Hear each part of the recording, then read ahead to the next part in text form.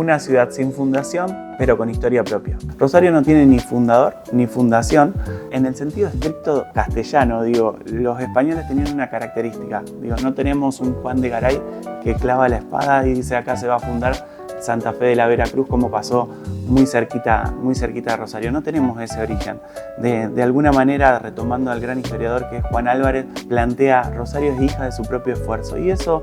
tiene que ver con la simultaneidad de orígenes que se dan en torno a los pueblos originarios, a los españoles, a Francisco de Frías como el primer alcalde, al menos registrado, que tenemos, pero también existen teorías. Digo, la celebración del bicentenario que se da en 1925 marca un antes y un después, porque en ese momento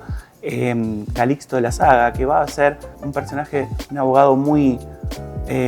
curioso, buscador de las identidades de Rosario, al menos de celebrar esa identidad de Rosario, de generar una retrospectiva en torno a cuáles son los hitos de la ciudad, va a recuperar un texto de un español que se llama Pedro Tuella, que escribe para 1802 que el primer poblador o los primeros pobladores habían sido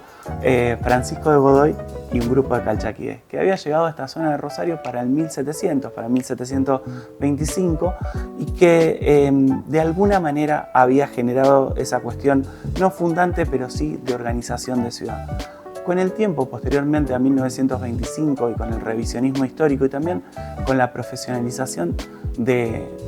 los historiadores más académicos, han descartado esa opción de Pedro Tuella, sobre todo porque estaba muy anclada en la historia oral y quedó más anclada a la cuestión de mito, ¿sí? Si Francisco de Godoy existió o no, se planteaba como una cuestión más idílica por esa relación que se daba entre el español y los calchaquíes, que también habían traído la primera imagen religiosa de la Virgen del Rosario. Esa composición que de alguna manera se genera totalmente heterogénea habla también de esta cuestión retrospectiva de cómo pensar la historia, y no pensarla solo en Francisco de Frías como primer alcalde, en Pedro Tuella o Francisco de Godoy, sino pensarla un poquito más allá, digo, a lo largo de todo el siglo XVIII, pero también